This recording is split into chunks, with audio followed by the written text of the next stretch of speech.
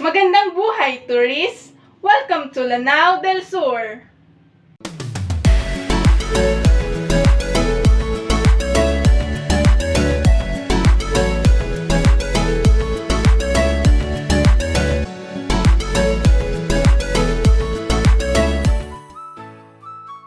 Mapiyak hapipita, or I should say, good morning! Can you all understand and hear me?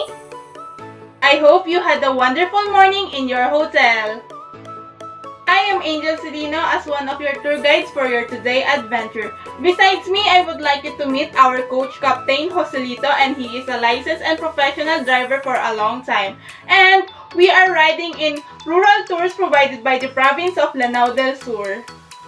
But I would like you to remind that please always wear your face mask and practice social distancing.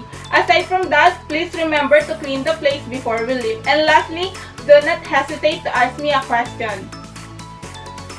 For our first destination, welcome to Aga Khan Museum, Islamic of Art. But before we go, let's have a head count first.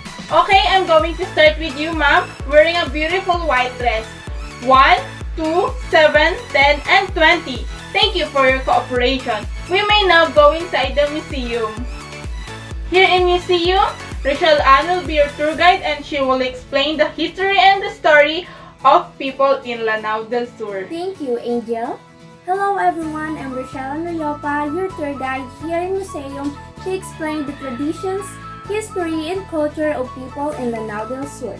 But before we start, I would like to remind you that please do not touch the different paintings, the sculptures here inside, because it is protected by the local government.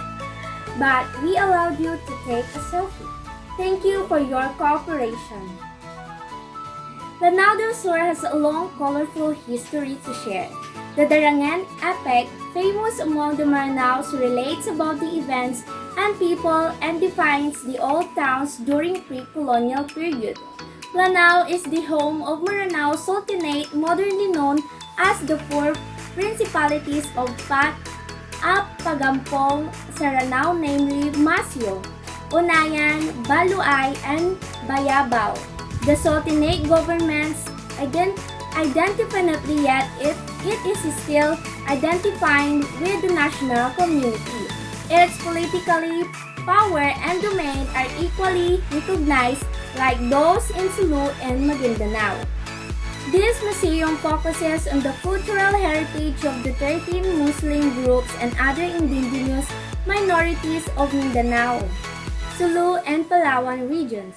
Highlights of its collections include weaponry used in the Moro Wars, jihadic battles by Muslims against colonializers, lantakan or brass cannons, native swords, kris, and kampilan, miniaturized mosques, replicas of the Torogan, and other words Maranao Royal House, musical instruments, kulintang and kubing, farm implements, bird crops, and other ethnological artifacts. For the livelihood of people of Maranao, derive much as their identity and history from Lake Lanao. Within the surrounding region, the primary source of livelihood is agriculture, including the production of such crops as rice, corn, sweet potatoes, peanuts, papayas, bananas, and betel nuts. Lake fishing is also a traditional source of livelihood. The Maranao have a very rich cultural heritage which they seem to enjoy sharing with those outside their culture. Textile, metalworks, woodcraft, and architecture are all important cultural expression. The awang or dugout both used in Lanao Lake is possibly the most unique and ornate of dugouts. Maranao textiles, which indicate the status of the wearer, are known for their very ornate design and colors. I'm going to show you the traditions of people in Lanao del Sur.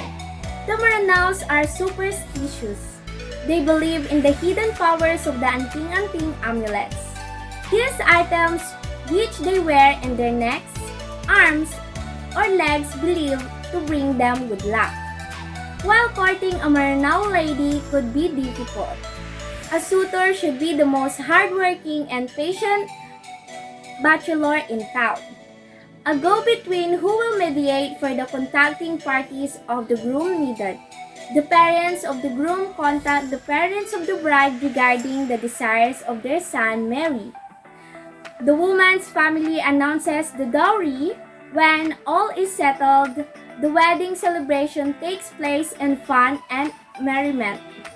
The Kulintang musical traditions predates Islam and is thus shared by both Muslim and non-Muslim people groups throughout Mindanao. As well as in other island nations to the south, the Maranao epic song known as the Darangen encompasses a wealth of knowledge of the Maranao people, and in 2005 was proclaimed by UNESCO as one of the masterpieces of the oral and intangible heritage of humanity. Now, I'm going to share with you the clothing of Maranao. The Maranaos are the biggest group of the Muslim living in the region. They are dwellers of Lake Lanao.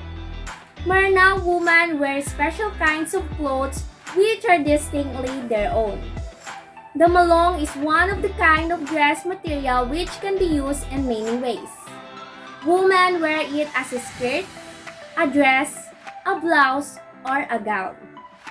The rest of the families use it either as hammock, a fruit basket, a sleeping bag, a bathroom, or a simple market bag.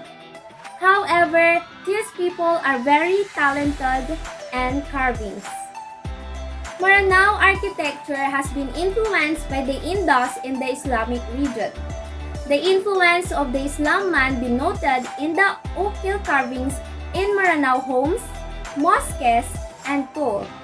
The Hindu influence may be seen in the Naga or S carvings on the eaves of houses, bows of boats, chess pieces, and the sari manok.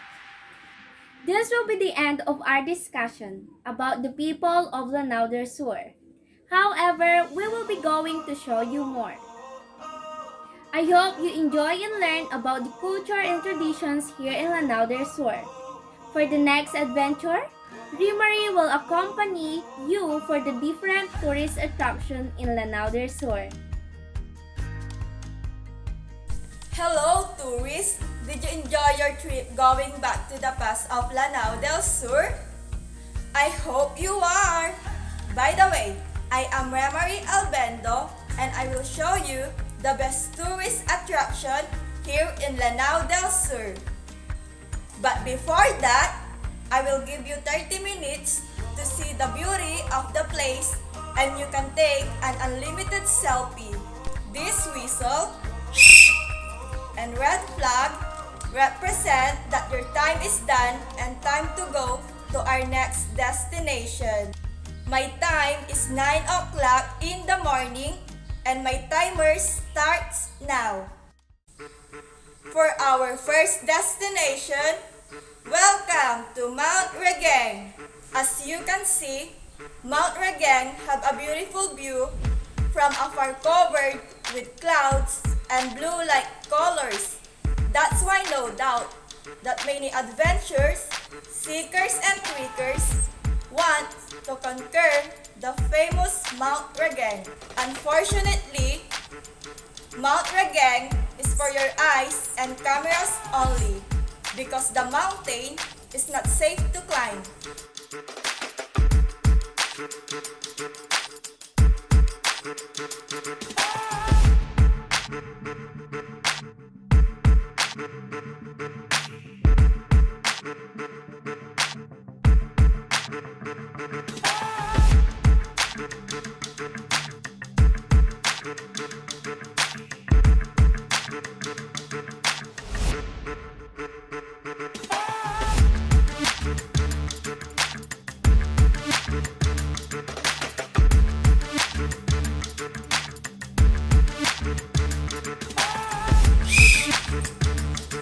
Time's up, tourists. It's time to go and proceed to our next destination. Lake Dapao is one of the deepest lakes in the Philippines. Lake Dapao is one of the pristine Lanao del Sur. Lake Dapao is one of the deepest lakes in the Philippines, as it measures 120 meters in depth. It thrives with unique aquatic resources, some species found nowhere else in the world. Around the lake, you can say hi to the deer, wild pigs, hornbills, and woodpeckers, and you can also take a selfie with them. Being ecologically unique, with rich and aquatic resources, the Lake Dapao and its national park is considered as the most popular ecotourism spot of the island of Mindanao. The lake itself is very scenic with waters that are clean for water sports, sport fishing, and swimming.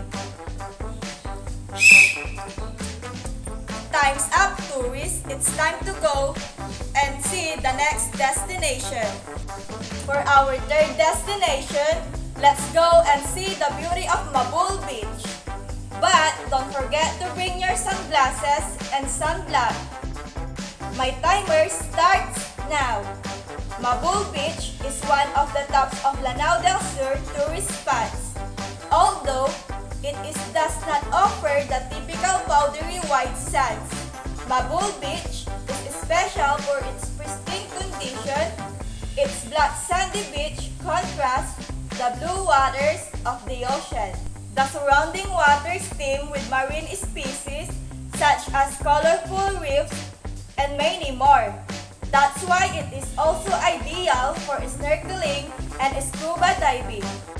And it's good to swim during high tide, deep and no current. During low tide, it is also good for children since it becomes shallow. Need to walk a distance to enjoy a swim during a low tide. No private or public facilities available.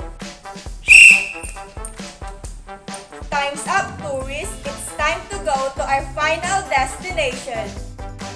Our last destination is Bacolod Grande Mosque.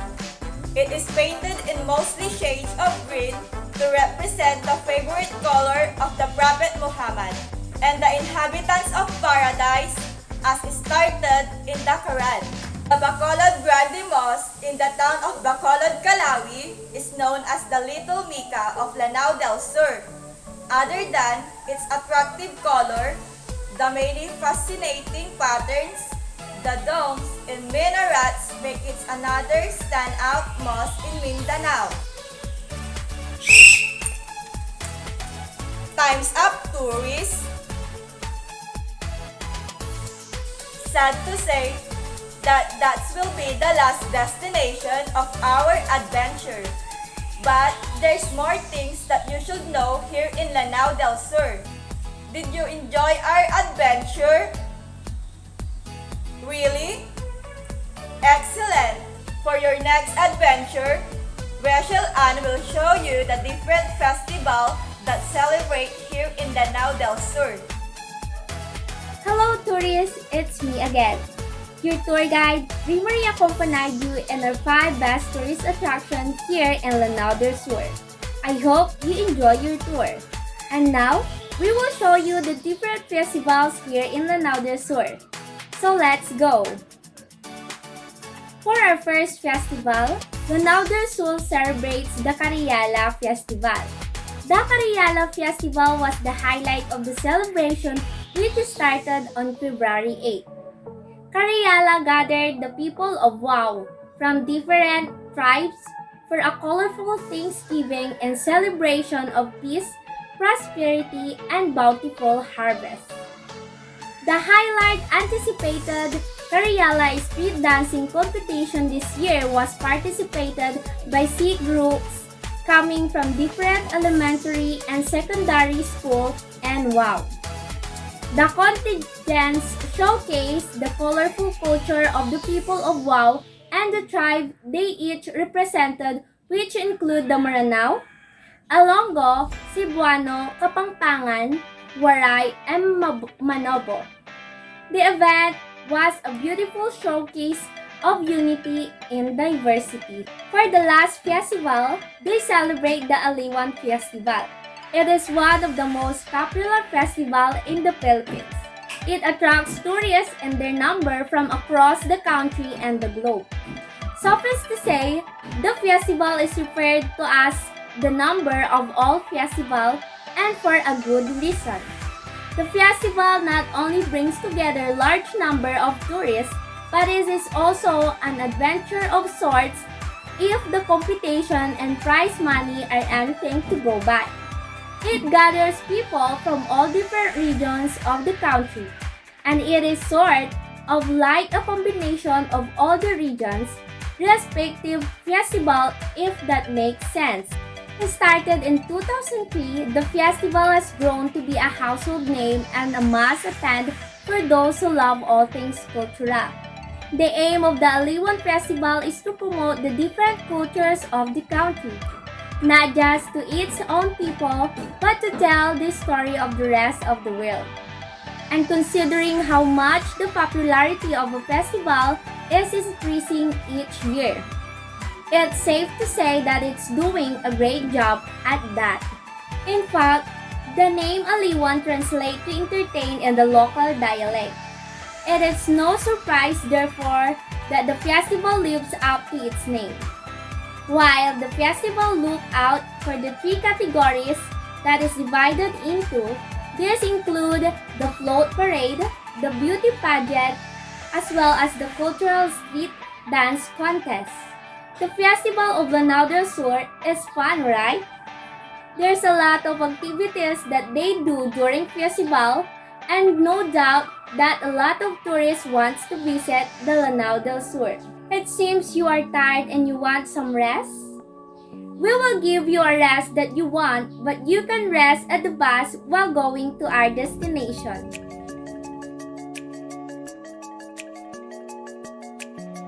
Are you all hungry, tourists? Don't worry, we will be having fun and you can eat all the foods that I will show you here in Lanao del Sur. I'm also excited and starving because the foods here is really delicious. So, let's go? So, the first food that I will introduce you is lucatis. So, what is lucatis? Lucatis is one hybrid of pretzel and donut or something of that sort. It's like a soft-baked pastry that comes mostly in chocolate flavor. Whatever it really is, one thing is sure. It's super sweet because of the sugar coating. Ever wonder how got its name? When the Americans discovered this local snack, they exclaimed, "Look at this. See, even them couldn't tell what exactly is." For the second food that you will taste, cheteg. So what is cheteg? Cheteg, it feels like eating fried wire mash because of how it's look like. But cheteg is actually a medley of rice flour, egg, and cocoa milk. To achieve those crispy tangles, the mixture swims on a deep fry in crisscrossing motion. Then, it goes on a roll and dosed with syrup before it cools down. The next one is palitaw. Palitaw is a common native Filipino dessert made of sticky rice and topped with grated coconut. But unlike the rest, the Maranaos love it in tiny balls and serve it without the usual shebang of toasted, desiccated coconut and sesame seeds. For the fourth food, let's taste samon kansi. Samon kansi is wiggly octopus-looking snack. It's actually a soft and soggy flour dough pulled and twisted into a nut shape, something like a pretzel. Samon kasi is, you guessed it right, sweet but just enough to hit a smile. It's quite rubbery too, but then again, a happy chew. For the last food that you will taste, chompe or balanga. Balanga is a cassava in Maranao or in some Visayan dialects. Chompe is a Maranao pancake made from ground cassava mixed with loads of margarine. It's quite thick and textured, but it is one of my favorites. Okay, tourists, before we proceed to our next destination, I would like to tell you a short story about the Battle of Marawi. The Battle of Marawi, or in Filipino, Laban sa Marawi, is also known as the Marawi Siege. It was a 5-month-long armed conflict in Marawi, Philippines. that started on May 23, 2017 between Philippine government, security forces, and militants affiliated with the Islamic State of Iraq and the Levant ISIL, including the Mauti and Abu Sayyaf Salafi jihadist groups. The battle also became the longest urban battle in the modern history of the Philippines. According to the Philippine government, the clashes began during an offensive in Marawi to capture Isnalon Hapilon, the leader of the ISIL-affiliated Abu Sayyaf group. After receiving reports that Hapilon was in the city, possibly to meet with the militants of the Mauti group, a deadly firefight erupted when Hapilon's forces opened fire on the combined army and police teams and called for the reinforcements from the Mauti group, an armed group that pledged allegiance to the Islamic State and which is believed to be responsible for the 2016 Davao City bombing, according to military spokesmen. The armed forces of the Philippines stated that some of the terrorists were foreigners who had been in the country for a long time, offering support to the Mauti group in Marawi. Their main objective was to raise ISIL flags at the Lanao del Sur provincial capital and declare a wilayat or provincial ISIL territory in Lanao del Sur. On October 17, 2017, the day after the deaths of militant leaders Omar Maute and Isnalon Hapilon, President Duterte declared Marawi was liberated from terrorist influence. Then on October 23, 2017, Defense Secretary Dolphin Lorenzana announced that the 5-month battle against the terrorists in Marawi had finally ended. So that's the story about the Battle of Marawi. For our last destination, I'm going to show you the products of Lanao del Sur.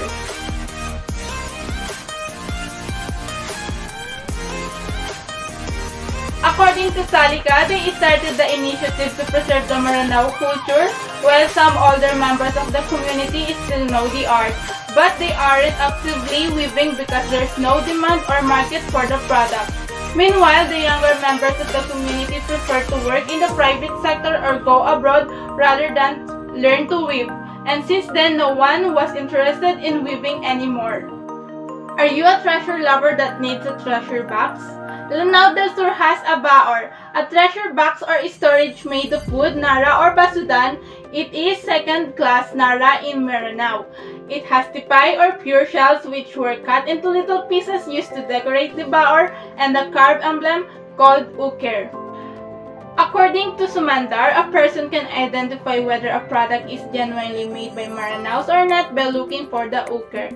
If the product has an uker carved in it, then it's genuine Maranao product. It will take 2 to 3 months for the craftsman to finish an average size baor, while the smallest baor will only take 3 to 4 hours to create. Apart from using its storage, can be used as the chair, center table, or side table. For the last product, kris. The word kris is actually a Maranao term for sword. Although unlike the common-looking swords, kris is a very significant molded shape according to Sumandar. One of the things that made kris different from a normal sword, its blade. As opposed to the straight form of the blade, the kris blade is in the wave pattern. This is actually the symbolism of Maranao. You know, when it comes to Maranao, they are not just in farm and land, but actually they are in water. Sad to say, but that's the final product and your last adventure here in Lanao del Sur. I hope you enjoy your trip here. Thank you for visiting Lanao del Sur. Mabuhay!